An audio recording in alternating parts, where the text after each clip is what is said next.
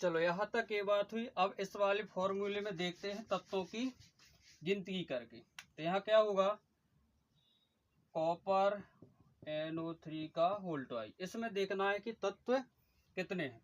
तो यहाँ पर देखो कॉपर की संख्या गिनेंगे तो यहाँ पर कॉपर कुछ नहीं है तो क्या है, 1 लिखेंगे। तो कॉपर यहाँ पर हो जाएंगे 2 गुणे 1 गुणे 2 तो कितना हो जाएगा 2।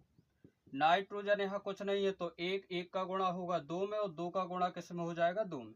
तो 1 गुणे 2 गुणे 2 तो कितने कॉपर हो गए, नाइट्रोजन हो गए 4। और यहाँ ऑक्सीजन की बात की जाए तो यहाँ ऑक्सीजन 3 है तो 3 का गुणा 2 में और 2 यहाँ पर फिर आगे वाले 2 में।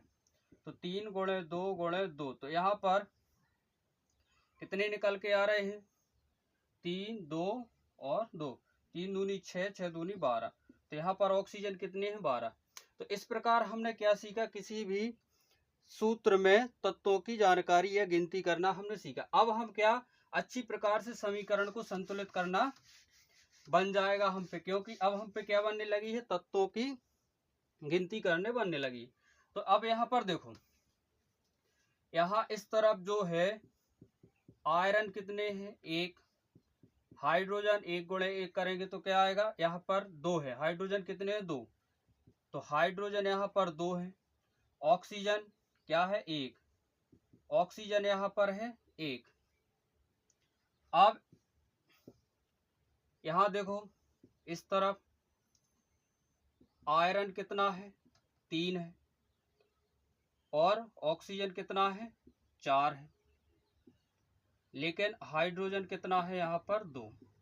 तो आप यहाँ पर देख सकते हो कि हमारे पास जो अभिकारक है उस तरफ क्या है, आयरन 1 है लेकिन उत्पाद के साइड आयरन 3 है। हाइड्रोजन 2 है तो 2 यहाँ हाइड्रोजन है। ऑक्सीजन हमारे पास 1 है लेकिन यहाँ पर कितने हैं 4 है।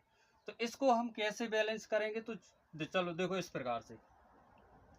अब यहाँ आयरन 1 है यहाँ पर 3 है तो हमें यहाँ क्या करना है, आयरन 3 करने हैं। तो इसको क्या करेंगे, समीकरण को लिखें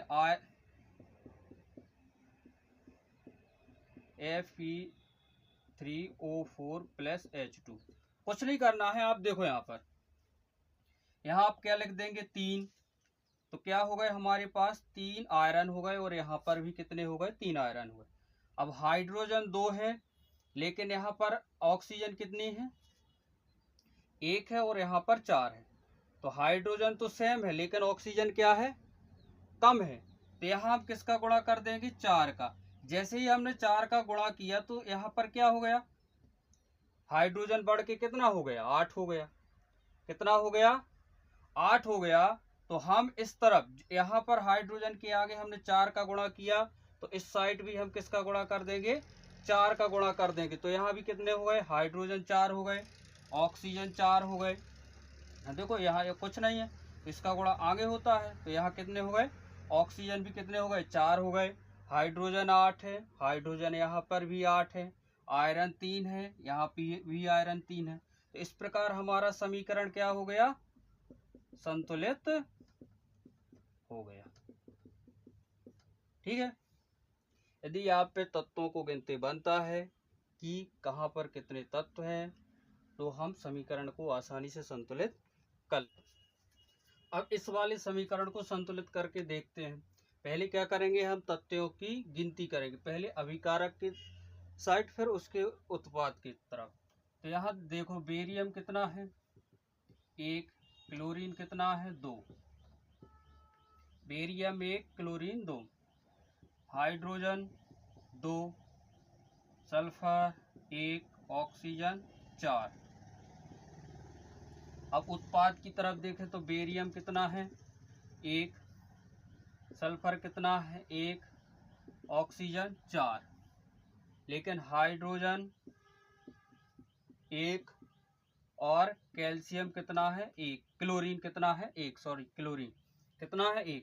तो यहाँ पर आप देखो तुलना करके देखो तो बेरियम हमारे पास 1 है तो उत्पाद की साइड भी 1 है, क्लोरीन 2 है लेकिन क्लोरीन हमारे पास 1 है, क्या है 1 है, हाइड्रोजन 2 है, हाइड्रोजन उत्पाद की साइड 1 है, और सल्फर एक, ऑक्सीजन 4, ऑक्सीजन 4। तो यहाँ पर क्या करेंगे हम, जो कहाँ गड़बड़ हो रहा है, हाइड्रोजन 2 है लेकिन उत्पाद की साइड कितना है, हाइड्रोजन 1 है।